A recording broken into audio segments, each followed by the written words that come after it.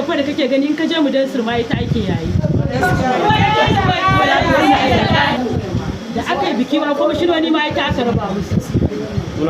Muna godiya kwarai da gaske da kadin kwankwasiya kuma muna musu fatan alkhairi. A baya ma da mun mun san mutumin arziki ne.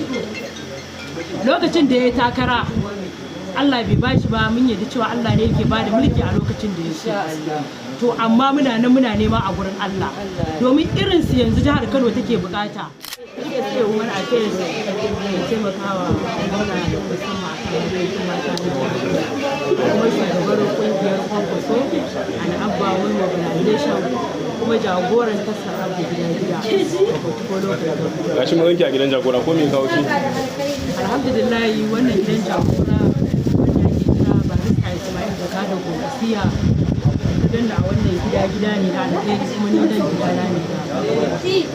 gidana ne a siyasa, gida ne gidan daraja, gida ne da ya san mutuncin ɗan adam, gida ne da ya san mutuncin mata a siyasance, ya san mutuncin matasa, ya san mutuncin dattawa.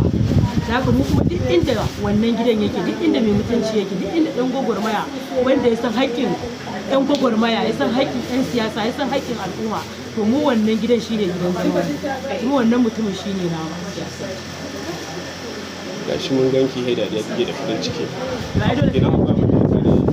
Bayan da ta da ne ga wannan gidan ya ga da na yi dariya kuma azumi da Allah ya nuna wa azumi lafiya. Wannan ita ce dariya ta biyu da Allah ya kawo ni wannan gidan daraja, gidan da suka san darajar ɗan adam, gidan Barista Ismail Jakadon Kwankwasiya.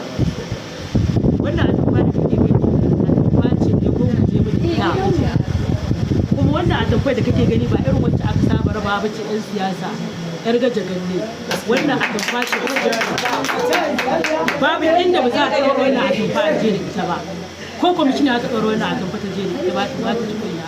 Wannan haka yake. Saboda haka wannan atamfofi da ka gansu ga su an tara mata ne a cikin wannan gida a yau din nan, an ba wa umar lidoji da option 1, sannan an zo an ba wa mata 'yan gwagwarmaya waɗanda ba su sama a kirawo su a siyasance ba a wani gurin. Amma wannan bawan Allah ya san irin gudunmu da suke ba ma matasa ne na Kwankwasiya, ya sa an binciko su, ya zo ya gogoje su da waɗannan atamfofi domin su je su ɗinkin sallah. Ga kuma shinkafa can bila adadin ina abin hada shinkafa ba iya tamfofi aka miƙa har da shinkafa kai har da kudin ɗinki ma ina tabbatar maka da cewa yanzu muke yi da wata mata ta ishi wannan gurin nake ce babban bata san da aka ɗinkin sallah ba, bata ma san da wannan atamfan ba, to na hau wata na ta kirkira dariya ashe jakada ya mata tanadi ga atamfa ga kudin ɗinki ga kuma shinkafa a dafa a ci da azumi. Allah ya saka masa da alkhairi. Wannan atamfa da kake gani in ka je mu dan surma ita ake yayi saboda haka wannan atamfa da aka yi biki ma kuma shinoni ma ita aka raba musu.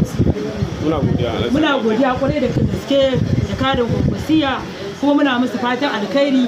A baya ma da mun mun san mutumin arziki ne.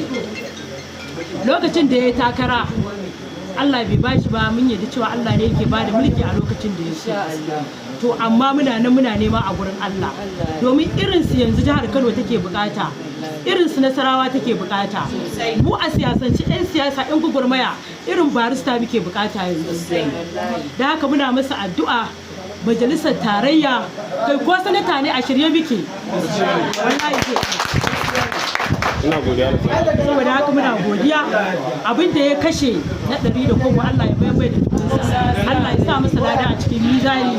Uwar gidan shi da ta rasu a cikin wannan shekara Allah ya jikanta, Allah ya mata gafara, Allah ya kai rama cikin kabarinsa.